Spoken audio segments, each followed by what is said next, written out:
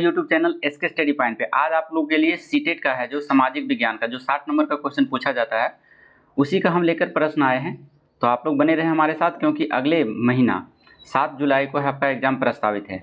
तो उसी को देखते हुए अब है ज़रूरत प्रैक्टिस करने की। अगर आप इसमें 60 नंबर में से 40 नंबर ला लेते हैं तो आपकी अच्छा स्कोर माना जाता है इसमें। उधर आप 30 नंबर में से 25 भी नंबर आते हैं तब भी क्वालिफाई हो जाएंगे।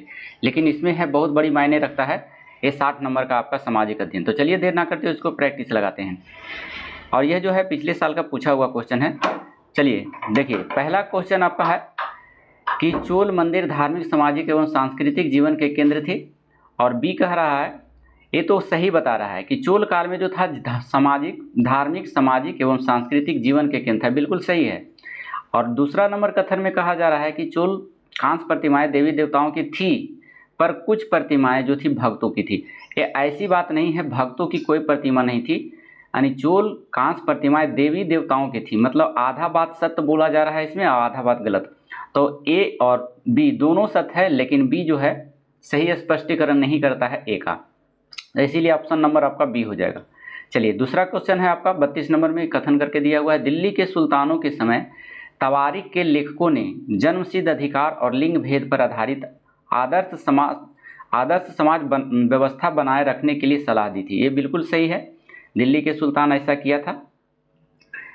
लेकिन बी में कहा जा रहा है कि उनके विचारों से सारे लोग सहमत थे। देखिए, सारे लोग सहमत नहीं थे, कुछ लोग सहमत नहीं भी थे। तो यहाँ पर एक गलत क्वेश्चन दिया गया है, ये स्टेटमेंट है जो गलत है। तो आपका ए सही है और ए बी गलत है। तो देखिए इसमें कहाँ है, ए सही है किंतु बी गलत है। ऑप्शन नंबर आपका 3 हो जाएगा। चलिए अगला क्वेश्चन दिया गया है, कथन करके दिया गया है, इसी टाइप का इसी पैटर्न पे आपका एग्जाम रहने वाला है, हूबहू इसी पैटर्न पे है। तो चलिए इसको बढ़िया से प्रैक्टिस लगाते हैं। कथन में कहा कि रजिया ने अपने अभिलेखों में अपना नाम पुरुषों जैसा लिखकर अपने पुरुष होने का भ्रम पैदा किया। ऐसा कभी रजिया ने नहीं किया था, ये स्टेटमेंट जो है गलत है। दूसरा में कह रहा है कि तवारीख के लेखकों ने सामाजिक तथा लिंग भेद को आधार बनाकर यह तर्क दिया कि पुरुष स्त्रियों की तुलना में श्रेष्ठ होता है। ऐसा बात है जो तवारीख के लेखकों ने कहा था। तो ये बातें सही है, तो आपका ए गलत है और बी सही है। चलिए देख लीजिए 33 नंबर का ऑप्शन में देखते हैं, हम लोग हमारे साथ बने रहेंगे। 33 नंबर के ऑप्शन में देख लेते हैं। चलिए देख लीजिए 33 नंबर के ऑप्शन में आपका कहा जा रहा है 4 हो जाएगा। ए गलत है किंतु बी सही है, ऑप्शन नंबर डी। चलिए अगला क्वेश्चन दिया हुआ है, कथन के अनुसार है कि अकबर, जहांगीर और शाहजहां ने सुलह कुल सर्वत्र के विचार को, यानी सर्वत्र माने शांति की वजह, सुलह कुल का मतलब होता है सर्वत्र शांति, यानी सभी जगह शांति के विचार को शासन का सिद्धांत बनाया। ये बिल्कुल सही बात कहा था अकबर और जहांगीर के समय में। दूसरा कहा जा रहा है इसमें कि विभिन्न धर्मों से जुड़े हुए व्यक्तियों के साथ विचार विमर्श से अकबर को समझ में आया कि जो विद्वान धार्मिक रीति और मनतांधता पर बल देते हैं वे अक्सर कट्टर होते हैं। तो ये बातें भी सही है। तो इसका मतलब है ऑप्शन नंबर आपका 34 का ए सही हो जाएगा। ए और बी दोनों सही है और ए का सही स्पष्टीकरण बी है, ये सही स्पष्टीकरण कर रहा है। चलिए 35 नंबर में चलते हैं। 35 नंबर में फिर कथन करके दिया हुआ है, मैक्सिमम क्वेश्चन इसी टाइप का पूछा जाता है। ये पैटर्न इसी आधारित है, इसी पर आधारित रहेगा। आपको डीपली से पढ़ना है तभी जाकर आप बना पाएंगे कथन कारण वाला क्वेश्चन। चलिए, दिल्ली के सुल्तानों और मुगलों के काल के श्रेणीबद्ध समाज ज़्यादा सरल हो गया। देखिए इसमें कहा जा रहा है आपका ज़्यादा सरल हो गया था। दिल्ली के सुल्तानों और मुगलों के काल में श्रेणीबद्ध समाज ज़्यादा सरल हो गया था। ये बातें जो है आपका सही है। दूसरा में कहा जा रहा है आपका कि जनजातीय समाज कई असमान वर्गों में विभाजित नहीं था। देखिए असमान वर्गों में विभाजित था, लेकिन कह रहा है नहीं था। तो ये आपका स्टेटमेंट गलत दिया हुआ है, इसीलिए ए सही है आपका और बी गलत हो जाएगा। ऑप्शन नंबर आपका 3 हो जाएगा, ऑप्शन नंबर 3। 35 के बाद हम लेकर चलते हैं 36 नंबर में। बने रहेंगे हमारे साथ वीडियो में। चलिए देखिए 36 नंबर में देख लीजिए क्या कहा जा रहा है। आप 36 नंबर में यहाँ पर आ गया, फिर स्टेटमेंट का ही क्वेश्चन है। बहादुर शाह जफर ने मुखियाओं और शासकों को चिट्ठी लिखकर अंग्रेजों से लड़ने के लिए भारतीय राज्यों का एक संघ बनाने का आह्वान किया था। ऐसा किया था 1857 के विद्रोह में बहादुर शाह जफर ने, बिल्कुल सही है। और बी कथन में कह रहा है कि बहादुर शाह जफर ने जब बहादुर शाह जफर के 1857 के बगावत को अपना समर्थन देने के फैसले ने स्थिति रातों रात पीड़ित बगावतियों के पक्ष में बदल दिया। ये बातें सही है, क्योंकि जब 1857 की क्रांति हुआ था तो रातों रात है जो बगावत आए थे उनके पास शरण लेकर के आप हमारे नेता बनिए, आप हमारे राजा हैं, तो रातों रात उसके पक्ष में दिया था और बकत खां को उसका नेतृत्व करने के लिए भेजा था। तो इसमें है जो आपका क्वेश्चन जो है दोनों आपका स्टेटमेंट सही है। तो देख लीजिए 36 का कौन सा हो जाएगा, ए हो जाएगा। ए और बी दोनों स्टेटमेंट सही है और ए ने बी को सुनिश्चित किया है, ऑप्शन नंबर ए हो जाएगा। चलिए अगला क्वेश्चन है 37 नंबर में। 37 नंबर में कहा जा रहा है कि औपनिवेशिक काल के दौरान महिलाएं जाति एवं सुधार के संदर्भ में निम्नलिखित में से कौन सा विकल्प गलत है। गलत को आपको ध्यान देना है, चुनना है। तो देखिए इसमें कौन गलत है।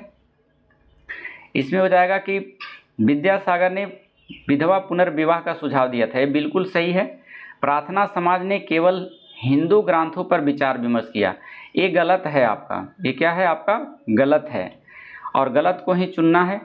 पंडित रमाबाई ने पूना में एक विधवा गृह की स्थापना किया था, ये भी सही है आपका। और प्राचीन ग्रंथों के ज्ञान से सुधारकों को नए कानून बनाने में मदद मिली, ये भी आपका सही है। तो सिर्फ गलत जो हो जाएगा, प्रार्थना समाज ने केवल हिंदू पर ही नहीं, वो जो था एकेश्वरवाद तो था ही, लेकिन उन्होंने जाति प्रथा को अस्वीकार किया था और उनके विचार में 37 का क्वेश्चन फिर से देख लीजिए। एकेश्वरवाद में था उनका विचार, लेकिन उन्होंने सिर्फ केवल हिंदुओं के बारे में नहीं था, उसमें है जो सिख था, ईसाई था, ये सर्व धर्म को भी वह पुनर्विचार विमर्श किया था, दूसरे धर्मों पर किया था, केवल हिंदू धर्मों पर भी नहीं किया था। तो ये आपका गलत दिया हुआ है, आपका गलत हो जाएगा। अगला क्वेश्चन है 38 नंबर में। 38 नंबर में कहा जा रहा है कि तेलंगाना राज्य पहले भारत के किस राज्य का हिस्सा था। तो ये जानते हैं आंध्र प्रदेश का हिस्सा था। अगला क्वेश्चन है निम्नलिखित कथनों पर ध्यान दें और लोकतंत्र में संचार माध्यम की सही भूमिका का चयन कीजिए। 39 नंबर में देख लीजिए, कह रहा है इसमें कि इससे समाचार के माध्यम से नागरिकों को सूचना पहुंचानी चाहिए। देखिए ये बिल्कुल सही है, समाचार पत्र के माध्यम से नागरिकों को पहुंचानी चाहिए, सूचनाएं पहुंचानी चाहिए, बिल्कुल सही है। और इसे कहा जा रहा है इसे विज्ञापन के दृष्टिकोण को समाचार कार्यक्रमों के माध्यम देना चाहिए, माध्यम नहीं देना चाहिए, गलत हो जाएगा। इसे हर दृष्टिकोण की चर्चा करनी चाहिए, ए आपका सही है। तो ए और सी आपका सही है, ऑप्शन नंबर ए हो जाएगा। चलिए अगला क्वेश्चन दिया गया है कि निम्नलिखित में से कौन सा विज्ञापन रूढ़िवादी चित्रण यानी जेंडर स्टीरियोटाइप का उदाहरण नहीं है इसमें कह रहा है। तो इसमें देख लीजिए 40 का 3 हो जाएगा। स्पोर्ट जूते के विज्ञापन में एक लड़की फुटबॉल खेलती हुई, तो लड़की जब फुटबॉल खेलती है तो ये मतलब रूढ़िवाद को तोड़ रही है, तो ये रूढ़िवाद को तोड़ने का काम इसमें कह रहा है कि जेंडर रूढ़िवाद जो है नहीं है, तो यही है, नहीं हो जाएगा। चलिए 40 नंबर के बाद है 41 नंबर में दिए गए लक्षणों में से ए और बी के आधार पर महाद्वीप की पहचान करें। ए में कह रहा है कि यह विश्व का सबसे छोटा महाद्वीप है जो पूरी तरह से दक्षिणी गोलार्ध में स्थित है। अच्छा, बी में कहा जा रहा है कि इसे द्वीपीय महाद्वीप भी कहा जाता है, तो ऐसा महाद्वीप कहा जाता है ऑस्ट्रेलिया को। ऑस्ट्रेलिया जो है सबसे छोटा महादेश है और इसे द्वीपीय महाद्वीप भी कहा जाता है। अगला नंबर क्वेश्चन है 42 नंबर का। 42 नंबर में देख लीजिए, 42 नंबर में आपसे कहा जा रहा है कि सौर मंडल में हम जैसे जैसे सूर्य से दूर जाते हैं, तो दूर जाने पर क्या होता है, तो दूर जाते हैं तो ग्रहों द्वारा सूर्य के चारों ओर एक परिक्रमण करने की अवधि बढ़ती जाती है। देखिए मान लिया जाए यहाँ पर सूर्य है और सूर्य के नज़दीक है बुध, फिर है शुक्र, पृथ्वी, मंगल, तो इसका जो है ऑर्बिट बढ़ते जाता है, यानी परिक्रमण का काल जो है इसका बढ़ते जाता है। मान लिया जाए 88 दिन में सूर्य का एक चक्कर लगाता है, तो वहीं अगर शनि की बात करें तो 29 साल लगा देता है एक चक्कर लगाने में, तो इसी प्रकार से बढ़ते जाता है। अगला क्वेश्चन है 43 नंबर में, कल्पना करें कि यदि पृथ्वी अपनी कक्षीय समतल की ओर नहीं झुकी होती तो क्या होता है। ए में कह रहा है कि प्रतिदीप्ति वृत्त और देशांतर रेखाएं एक दूसरे से मिल जाती है, बिल्कुल सही बात कहा जा रहा है। 43 के दूसरा ऑप्शन में देखते हैं, बने रहे हमारे साथ। चलिए देख लीजिए 43 नंबर में, तो ये बातें जो है आपकी सही है। बी में कहा जा रहा है कि प्रदीप्ति वृत्त और अक्षांशीय रेखाएं एक दूसरे से मिल जाती है। ये ऐसी बात नहीं है, मिलती नहीं है। इसमें किसी क्षेत्र की विशेष में कोई भी मौसमी परिवर्तन नहीं होता है, तो ये जो है गलत दिया है। किसी क्षेत्र विशेष में कोई मौसमी परिवर्तन नहीं होता है, ये आपका सही है। किसी क्षेत्र में विशेष में ज़्यादा मौसमी परिवर्तन होता है, ये आपका गलत है। तो आपका ए और सी आंसर हो जाएगा, ऑप्शन नंबर 3 हो जाएगा, 43 का 3। चलिए 44 नंबर में देख लीजिए आप लोग। 44 नंबर में कहा जा रहा है कि भारत में शरद ऋतु के संबंध में कथन ए बी सी पर विचार कीजिए और सही विकल्प का चयन कीजिए। देखिए सही विकल्प इसमें क्या कहा जा रहा है, 44 में कहा जा रहा है आपसे कि इस मौसम यानी शरद ऋतु, यहाँ से पकड़िएगा क्वेश्चन, शरद ऋतु के बारे में कह रहा है। तो इस मौसम में दक्षिण पश्चिम मानसून के नाम से भी जाना जाता है, गलत है। जब शरद ऋतु में तमिलनाडु के क्षेत्र में वर्षा होती है तो उस मौसम को कहा जाता है उत्तर पूर्व मानसून कहा जाता है, जो बिल्कुल ये गलत दिया हुआ है। कहता है इस मौसम में पवन बंगाल की खाड़ी तथा अरब सागर से स्थल की ओर बहती है, ये भी आपका गलत सिचुएशन दिया हुआ है। यह मौसम मानसून के आने तथा आगे बढ़ने का मौसम है, ये भी आपका गलत दिया हुआ है। तो तीनों आपका गलत है, ए बी सी, इसीलिए आपका आंसर क्या हो जाएगा, 2 हो जाएगा। चलिए अगला क्वेश्चन है, निम्नलिखित में से कौन सी नदियाँ सुंदरबन डेल्टा का निर्माण करती है। तो सुंदरबन डेल्टा का निर्माण करती है गंगा और ब्रह्मपुत्र नदी, 45 का 3 हो जाएगा आंसर। अगर हम इसमें बात करें डेल्टा की, तो भारत और बांग्लादेश में विस्तारित होती है ये नदियाँ। इस डेल्टा पर सुंदरी नामक एक वृक्ष पाया जाता है, इसे भी याद रखें, जिसके कारण से सुंदरबन डेल्टा भी कहा जाता है इसको। ये पश्चिम बंगाल में है। चलिए अगला क्वेश्चन है 46 नंबर में देख लीजिए। 46 नंबर में कहा जा रहा है कि दिए गए लक्षणों ए बी के आधार पर वायुमंडलीय परत की पहचान कीजिए। तो वायुमंडलीय ए में कहा जा रहा है आपका कि अंतरिक्ष में प्रवेश करने वाले उल्का पिंड इस परत में आने पर जल जाते हैं, ठीक बिल्कुल, और इस परत में बढ़ती ऊंचाई के साथ तापमान घटता है। तो ऐसा जो मंडल है उसे कहा जाता है मध्यमंडल, ऑप्शन नंबर ए हो जाता है। इसमें जो होता है, जो उल्का पिंड गिरती है तो जलते हुए आते हैं और फिर ऊंचाई बढ़ने के साथ इसमें तापमान घट जाता है। चलिए अगला क्वेश्चन है आपका, आपतन का संबंध है। आपतन का संबंध किससे है, तो आपतन का संबंध है जो सूर्य ऊर्जा के साथ है, ऑप्शन नंबर ए हो जाएगा। चलिए अगला क्वेश्चन है, उचित विकल्पों के साथ निम्नलिखित का मिलान कीजिए। मिलान करने के लिए कहा जा रहा है, तो 48 का देख लीजिए। 48 में आपका कहा जा रहा है कि शंकुधारी वन जो पाया जाता है वह पाया जाता है नरम काष्ठ वाले सदाबहार वृक्ष, माने शंकुधारी वन नरम काष्ठ वाले सदाबहार वृक्ष होते हैं। वही अगर हम बात करें भूमध्य सागरीय वनस्पति का, तो भूमध्य सागरीय वनस्पति कहा जाता है, ऑप्शन नंबर 4 हो जाएगा इसका, महाद्वीपीय का पश्चिमी तथा दक्षिण पश्चिम किनारा। उसके बाद तीसरा नंबर है उष्णकटिबंधीय सदाबहार वन। तो उष्णकटिबंधीय सदाबहार जो है ढीढ़ यानी कठोर काष्ठ वाले वृक्ष होते हैं, ऑप्शन नंबर 2 हो जाएगा। यहाँ पर देखिए इसका 2 में मिल जाएगा। और शीतोष्ण सदाबहार वन पाया जाता है, इसका नंबर 1 हो जाएगा, महाद्वीपीय का पूर्वी किनारा। तो इसका आंसर ढूंढ सकते हैं आपका ए का 4, ए का 3 हो जाएगा, 3 यहाँ से शुरू है, ऑप्शन नंबर 4 हो जाएगा इसका। चलिए अगला नंबर है 49 नंबर में चलते हैं। 49 नंबर में देख लीजिए, दिए गए दोनों कथनों पर ध्यान दें और उचित विकल्प का चयन करें। कथन ए में कहा जा रहा है कि सहारा रेगिस्तान का समय में पूर्णतः हरा भरा मैदान था। दूसरा कथन कहा जा रहा है कि सहारा की गुफाओं से प्राप्त चित्र नदियां, मगर, हाथी, शेर, पशु, बकरियां दर्शाते हैं। इसका मतलब है कि दोनों कथन है। अगर वह हरा भरा मैदान था सहारा रेगिस्तान, तो जाहिर है कि वहाँ बहुत सारे जीव जंतु भी होंगे, पशु पक्षी भी होंगे। तो ये दोनों स्टेटमेंट आपका सही है। तो 49 नंबर का ए आपका सही हो जाएगा, ए और बी दोनों सही है। अगला क्वेश्चन आपका दिया हुआ है कि डॉल्फिन के बारे में दिए गए ABC कथनों पर विचार कीजिए और सही विकल्प का चयन कीजिए। पहला कहा जा रहा है ए में कि गंगा और ब्रह्मपुत्र नदी के आलवन जल में डॉल्फिन पाई जाती है। देखिए बिल्कुल सही है, आलवन जल जो पानी नमकीन नहीं होता है उसी में डॉल्फिन पाया जाता है, तो बिल्कुल सही ये बोला गया है। और दूसरा में कहा जा रहा है कि डॉल्फिन अभ्यारण्य बिहार राज्य में अवस्थित है, ये भी है बिल्कुल सही, क्योंकि भारत में अगर देखा जाए तो भारत का पहला डॉल्फिन अभ्यारण्य जो है बिहार में है और इसका रिसर्च सेंटर भी है बिहार में। तो बिहार में कहाँ कहाँ ये भी पूछ सकता है। तो डॉल्फिन अभ्यारण्य कहे तो ये भागलपुर में है, लेकिन डॉल्फिन रिसर्च सेंटर कहे तो यह है पटना में।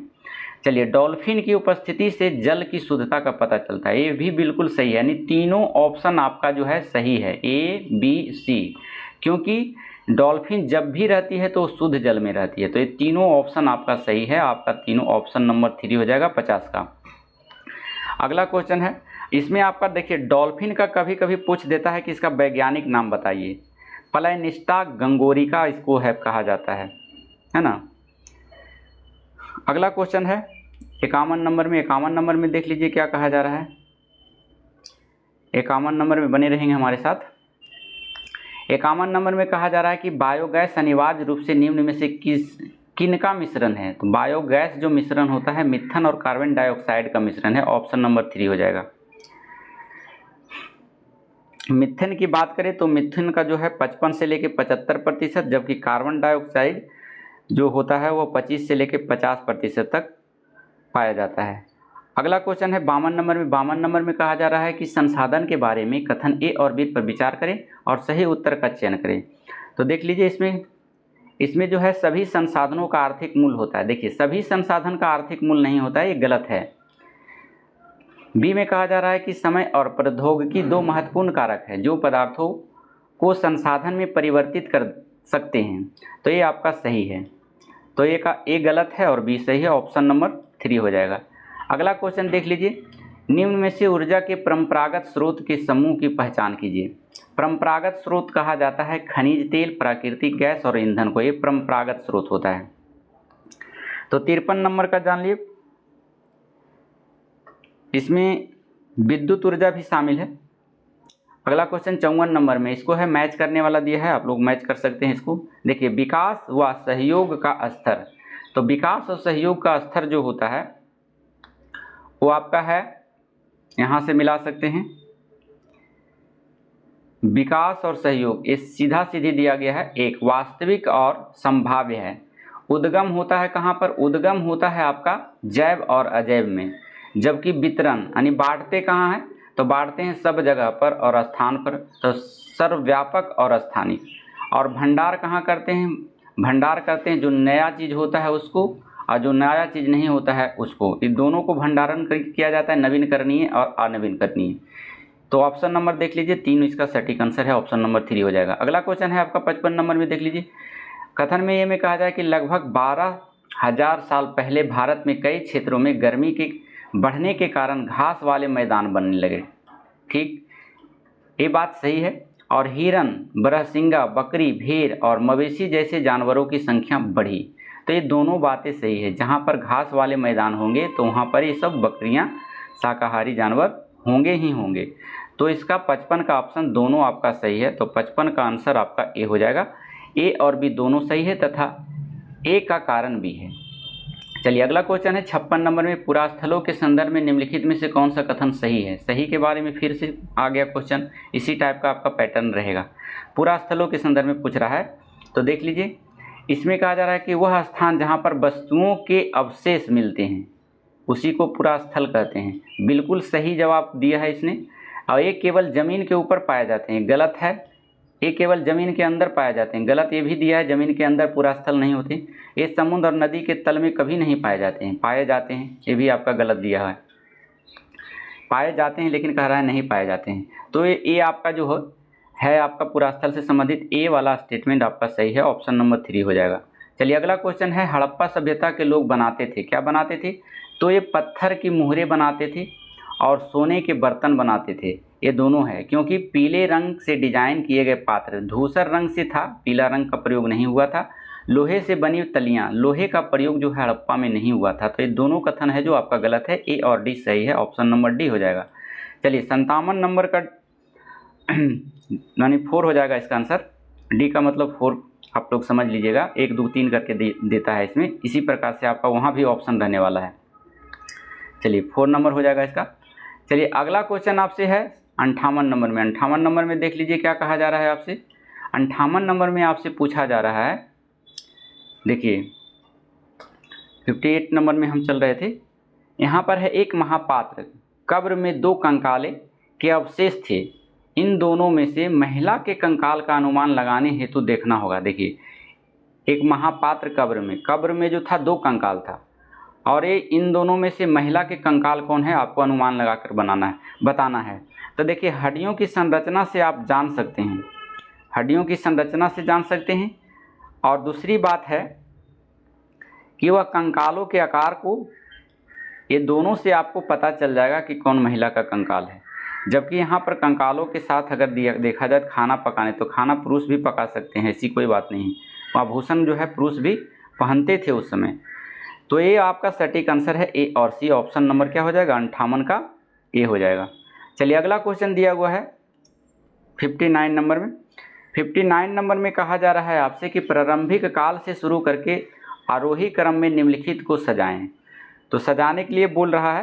तो देखिए सबसे पहले जो आया था वेदों की रचना की गई थी, ये सही है। उसके बाद हुआ था महापाषाण काल का निर्माण हुआ, ये भी सही है। उसके बाद इनाम गांव में कृषक निवास करने लगे, ये भी सही है। उसके बाद चरक आए। तो ये सीरियल से है, पहले ये आया, बी आया, C D, A B C D सही रूप से दिया है। ऑप्शन नंबर 3 हो जाएगा। अगला क्वेश्चन है हाल के काल में शुरू करके अवरोही क्रम में उल्टा निम्नलिखित को सजाएं। आपको सजाना है उल्टा करके।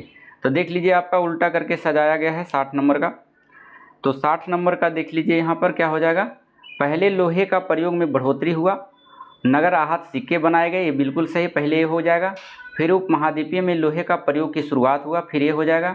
फिर अरिक मैडो पतन में बसना, ये भी सही है। और संगम सहित की रचना की शुरुआत, ये भी सीरियल से आपका दिया हुआ है। तो ऑप्शन नंबर डी हो जाएगा, यानी 4 हो जाएगा। चलिए अगला क्वेश्चन है अध्याय के अंत में दिए गए प्रश्नों के बारे में निम्न में से कौन से कथन सही है। सही कर पर चिन्ह लगाना है आपका। चलिए देख लीजिए। कराइए विद्यार्थियों की अवधारणाओं को अपने शब्दों में बताने और मुद्दों पर वाद विवाद करने के लिए प्रेरित करता है। तो ये बिल्कुल सही है।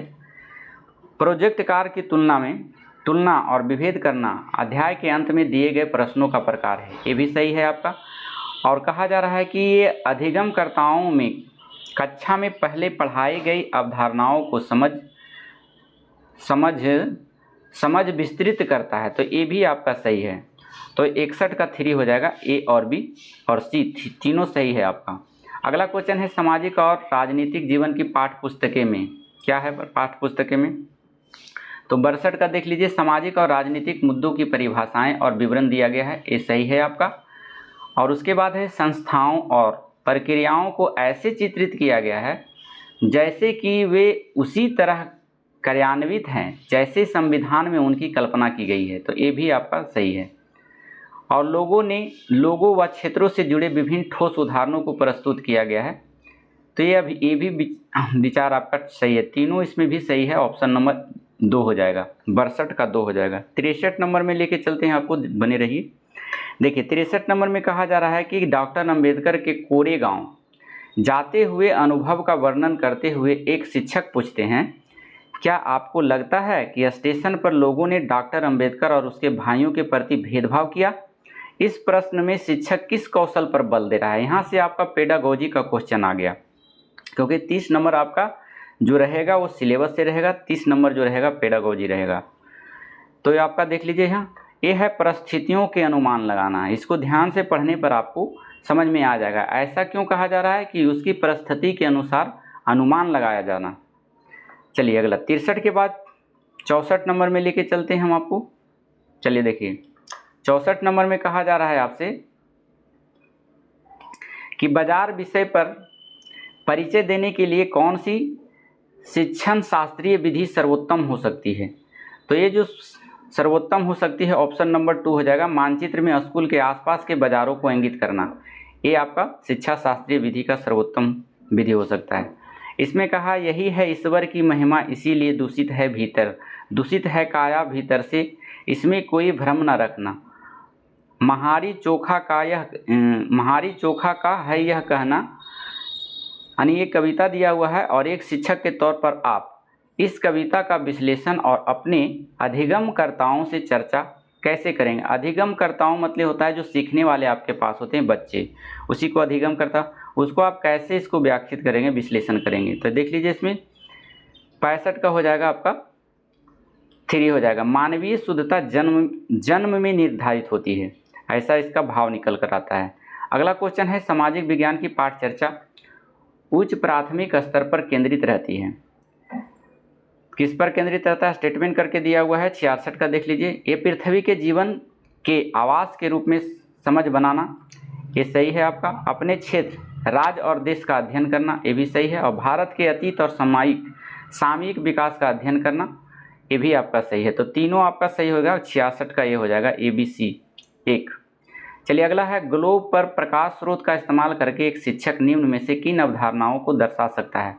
मतलब ग्लोब पर जो है प्रकाश स्रोत दिखाने का प्रयास करता है। क्लास में गया शिक्षक और ग्लोब निकाला, ग्लोब दिखा करके उस पर लाइट का इस्तेमाल करके बच्चों को बताया है। तो इससे क्या दर्शाता है, टीचर क्या बच्चों को दर्शाने के लिए कह रहा है, सिखाने के लिए कह रहा है, तो इसी बातें पर चर्चा। तो ये जो है आपका देखिए, ये परिक्रमण, ग्लोब जो है परिक्रमण करता है जिस तरह से पृथ्वी करता है, ठीक।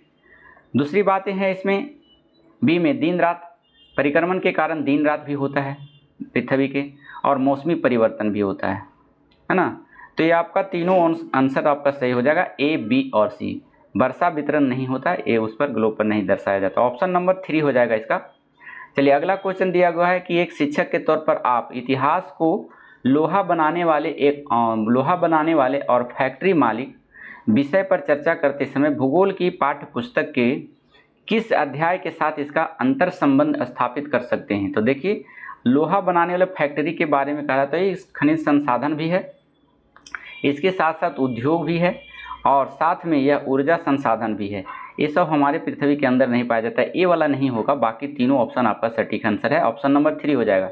चलिए अगला क्वेश्चन देख लीजिए। एक शहर के स्कूल में भूगोल की कक्षा में वनों के प्रकार विषय का परिचय देने के लिए सर्वोत्तम विधि होगी। सर्वोत्तम विधि क्या होगी, किसके बारे में कहा जा रहा है। एक शहर के स्कूल में भूगोल की कक्षा में वनों के प्रकार के विषय में परिचय देना, यानी भूगोल का टीचर था, वो क्लास में गया और क्लास में बच्चों को वन के बारे में बता रहा था। तो उसको बताने के लिए सर्वोत्तम विधि और क्या हो सकती है उसके बारे में पूछा गया है। तो देख लीजिए, 69 का 3 हो जाएगा आंसर, बिल्कुल राइट आंसर है इसमें। विद्यालय के समीप वन का क्षेत्र भ्रमण का आयोजन करना। अगर विद्यालय के समीप में कोई पेड़ पौधा वाला लगा एरिया है तो उसको भ्रमण कराएंगे, उसको घूमने के लिए प्रेरित करेंगे, ले जाएंगे वहाँ, तब उसे वनों के प्रकार के विषय में अच्छी समझ विकसित होगी।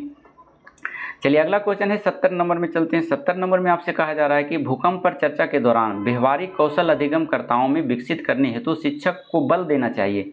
किस पर बल देना चाहिए, तो ये देना चाहिए भूकंप के दौरान बरती जाने वाली सावधानियां। बच्चों को बताना चाहिए कि भूकंप आने पर हमें क्या करना है, तो सावधानियां कैसे बरते उसी के बारे में उसको नॉलेज देना है। तो 70 नंबर का भी आपको समझ में आ गया होगा।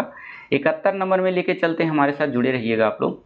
चलिए देखिए, 71 नंबर में आपसे पूछा जा रहा है, 71 नंबर में पूछा जा रहा है कि तवा बांध क्षेत्र के स्थानीय लोग जो है 1990 के दशक में अपने जीवन यापन से जुड़े कौन से अधिकार के लिए संगठित हुए थे।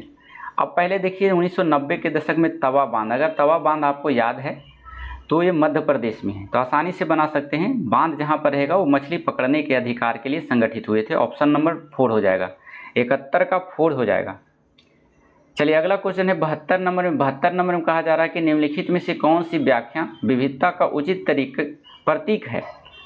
तो देखिए वो उचित प्रतीक है किसका, व्याख्या विविधता का उचित प्रतीक है, तो यह लोगों की विशिष्टता को स्वीकारता है। ऑप्शन नंबर ए हो जाएगा। अगला क्वेश्चन आपका दिया हुआ है, अगला क्वेश्चन में है भारतीय लोकतंत्र के संदर्भ में निम्नलिखित में से कौन सा कथन गलत है। देखिए गलत वाला क्वेश्चन आपको ध्यान से पढ़ना है। अगर क्वेश्चन नेगेटिव है तो उसका आंसर भी नेगेटिव ही होना, मैक्सिमम क्वेश्चन नेगेटिव आंसर होता है। तो 73 का जो है आपका 3 हो जाएगा। भारतीय जनता का एक छोटा सा हिस्सा भारतीय स्वतंत्रता से पहले भी मतदान कर सकता था। देखिए स्वतंत्रता से पहले जो है मतदान करने की अधिकार नहीं था, क्योंकि भारत 1950 ईस्वी में गणतंत्र बना और उसी समय से व्यक्त मताधिकार चालू हुआ 1950 से ही, तो उससे पहले जो है नहीं दे सकते थे वोट एक छोटे से हिस्सा में। तो ये आपका सटीक आंसर है, 3 नंबर हो जाएगा। अगला क्वेश्चन है आपका, भारत में ग्राम पंचायत कितने वर्ष के कार्यकाल के लिए चुना जाता है। सभी जानते हैं 5 वर्षों के कार्यकाल होता है ग्राम पंचायत का, क्योंकि 73वां संविधान संशोधन जब हुआ था तो उसी के फलस्वरूप पंचायती राज त्रिस्तरीय ढांचा का प्रावधान किया गया। ग्राम स्तर पर जो होता है ग्राम पंचायत, और प्रखंड स्तर पर जो होता है पंचायत समिति, तथा जिला स्तर पर जो होता है जिला परिषद होता है। इसका कार्यकाल सभी का 5 वर्ष निर्धारित किया गया है। लेकिन अगर पंचायत में कोई विवाद होता है या पंचायत भंग होता है तो 6 महीना के अंदर है जो निर्वाचन अनिवार्य है। तो इसे अब सभी आप याद रखेंगे। चलिए अगला क्वेश्चन है 75 नंबर में। 75 नंबर में कहा जा रहा है कि पुलिस थाने के प्रभारी का पदनाम क्या है। तो देखिए पुलिस थाने का जो प्रभारी होता है सभी लोग मारेगा उसको पुलिस अधीक्षक, लेकिन गलत हो जाएगा। स्टेशन हाउस अफसर कहा जाता है उसको, ऑप्शन नंबर 3 हो जाएगा। 75 का 3। पुलिस थाने के प्रभारी का पदनाम जो है स्टेशन हाउस अफसर है। यह इसका रैंक जो होता है इंस्पेक्टर रैंक का होता है। चलिए अगला क्वेश्चन है 74 नंबर में चलते हैं। कह रहा है हिंदू उत्तराधिकारी अधिनियम में लाए गए 2005 के संशोधन ने निम्नलिखित में से क्या मुहैया करवाया था। जब उत्तराधिकारी अधिनियम, हिंदू उत्तराधिकारी अधिनियम 2005 में आया तो उसमें क्या कहा गया था, इसी के बारे में बताना है। उसमें कहा गया था आपको कि महिलाओं का पारिवारिक संपत्ति में बराबर हिस्सेदारी का अधिकार होना चाहिए। अगर महिला किसी घर में है, चाहे वह उसके घर में 2 बेटे हों 2 बेटियां हों, तो समान अधिकार है संपत्ति का। इसीलिए है जो हिंदू उत्तराधिकारी अधिनियम 2005 संसद में पेश किया गया था, लेकिन उसे लागू किया गया था 2006 में। चलिए अगला क्वेश्चन है 77 नंबर में देख लीजिए। भारतीय संविधान की व्याख्या का अंतिम और निर्णायक किसे माना जाता है। तो इसे माना जाता है न्यायपालिका को। ये अंतिम व्याख्या करते हैं। इससे संबंधित है जो सर्वोच्च शिखर पर ये होते हैं भारत का उच्च न्यायालय, और इसका जो है सर्वोच्च व्यक्ति जो होता है justice, chief justice of India होता है। उच्चतम न्यायालय दिल्ली में स्थित है, और उच्चतम न्यायालय का गठन जो हुआ था वो संबंधी प्रावधान अनुच्छेद 124 में दिया गया है। न्यायालय के भारतीय संविधान की व्याख्या का अंतिम और निर्णायक माना जाता है न्यायपालिका को। अगला क्वेश्चन आपका दिया हुआ है, देखिए अत्याचार निवारण अधिनियम 1989 में निम्नलिखित में से कौन से समुदाय को न्याय दिलाने के लिए पारित किया गया था। तो देखिए अत्याचार सबसे ज़्यादा अगर देश में हुआ है तो वो दलित और आदिवासी पर हुआ है, तो इसी को न्याय दिलाने के लिए यह अधिनियम आया था 1889 ईस्वी में। ऑप्शन नंबर ए हो जाएगा। अगला क्वेश्चन है ऐसी राजनीतिक व्यवस्था जिसमें से एक से ज़्यादा स्तर की सरकार हो उसे कहा जाता है, उसे क्या कहा जाता है, उसे संघवाद कहा जाता है। ऑप्शन नंबर 2 हो जाएगा। अगला क्वेश्चन लेके चलते हैं हम लोग 80 नंबर में। 80 नंबर में आपसे कहा जा रहा है कि निम्नलिखित में से कौन सी नीति सामाजिक, थोड़ा सा टाइम लेंगे हम आप लोगों के लिए, 1-2 सेकेंड का टाइम लेंगे क्योंकि आपका यहाँ से हो जाएगा। चलिए ठीक हो गया है, लाइन कट गया था थोड़ा सा। चलिए देख लीजिए, फिर से सुन लीजिए 80 नंबर का क्वेश्चन। 80 नंबर में कहा जा रहा है निम्नलिखित में से कौन सी नीति सामाजिक न्याय को प्रोत्साहित करती है। तो कौन प्रोत्साहित करती है इसको, तो एक हो जाएगा, ए और बी दोनों सही हो जाएगा। इसमें सरकारी नौकरियों में सूचीगत दलित जाति के उम्मीदवार को आरक्षण देना बिल्कुल सही है, और न्यूनतम मेहनताना कानून पारित करना। जब कोई भी काम करता है तो चाहे वो न्यूनतम काम करे या अधिकतम, उसको आपकी मजदूरी देना ही होगा। तो ये जो है सामाजिक और न्याय को प्रोत्साहित करता है। ये दोनों स्टेटमेंट आपका बिल्कुल राइट है। अगला नंबर है 81 नंबर के करीब पहुँच रहे हैं, 90 नंबर के पास। 60 नंबर का आपका क्वेश्चन होगा, 10 क्वेश्चन और है, थोड़ा धैर्य बनाए रखें।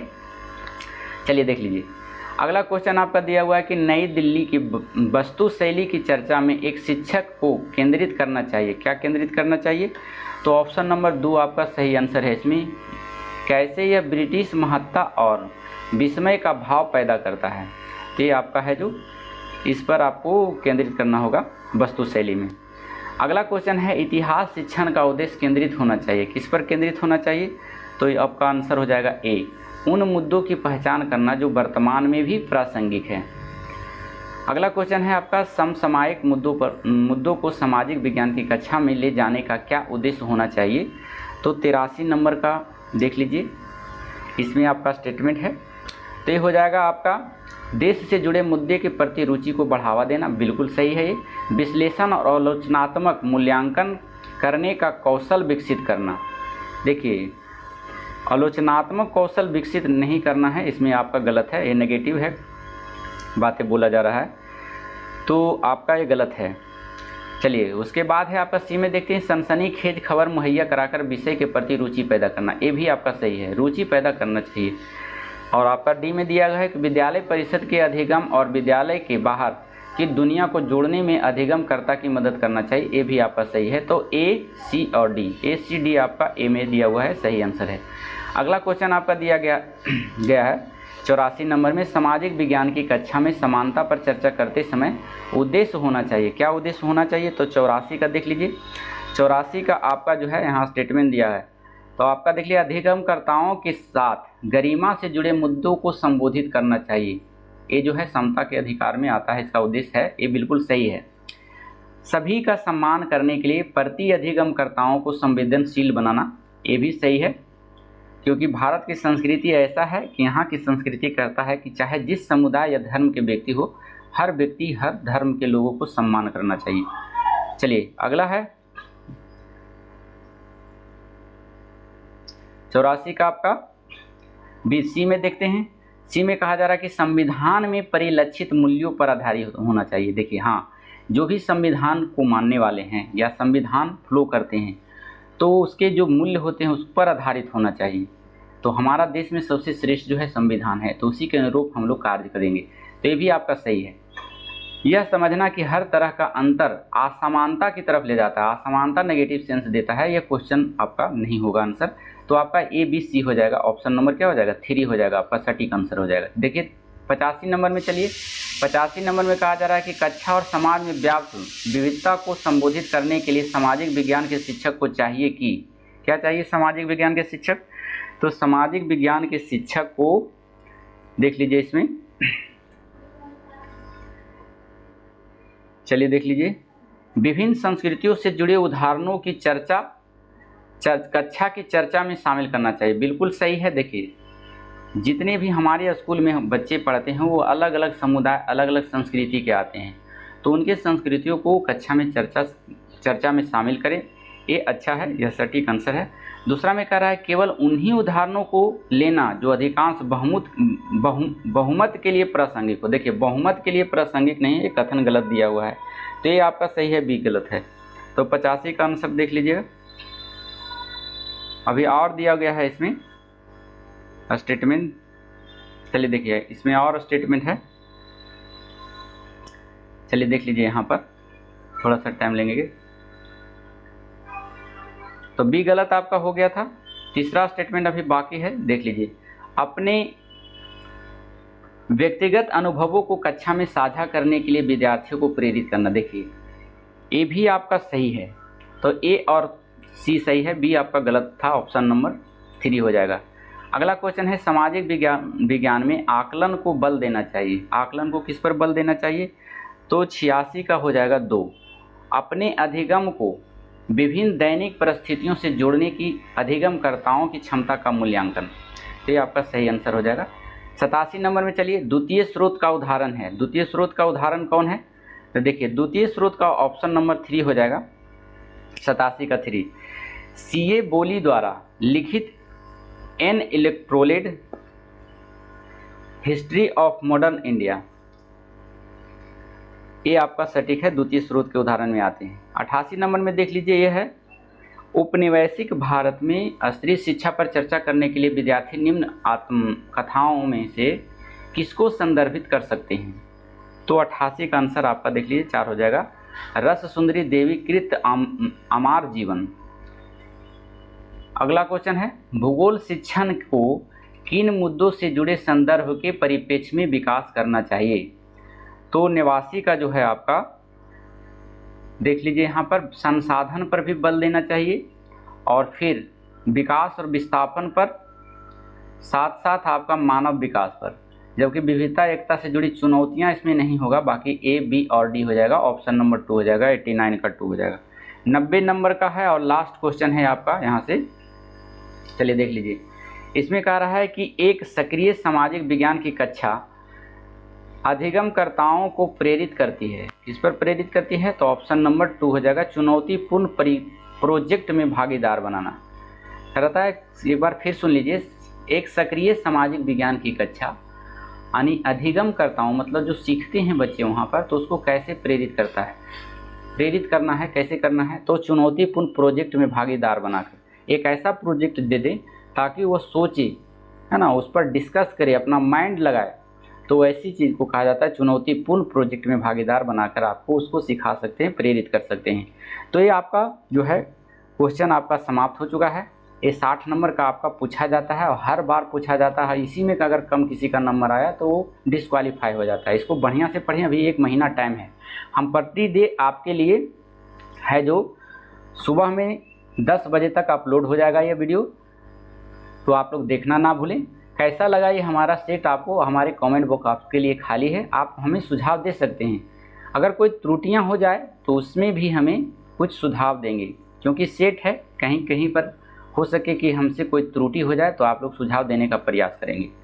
तो फिर ऐसी सूचनाओं के साथ अगले वीडियो में फिर मिलते हैं। हम कल के वीडियो में एक सेट लेकर फिर एवरीडे आपका 60 नंबर का क्वेश्चन हम कराने वाले हैं इसी चैनल पे। तो अगर आप हमारे चैनल पे नए हैं, हमारा वीडियो आपको बेनिफिट लगता है, अच्छा लगता है, तो आप हमें फॉलो कर सकते हैं, हमें लाइक कर सकते हैं, हमें सब्सक्राइब कर सकते हैं, और मौका मिले तो दोस्तों के पास शेयर भी कर सकते हैं ताकि उन्हें भी बेनिफिट मिले। तो फिर चलती है, मिलते हैं अगले वीडियो में अगले दिन। जब तक के लिए धन्यवाद। Thank you so much. Thank you for watching.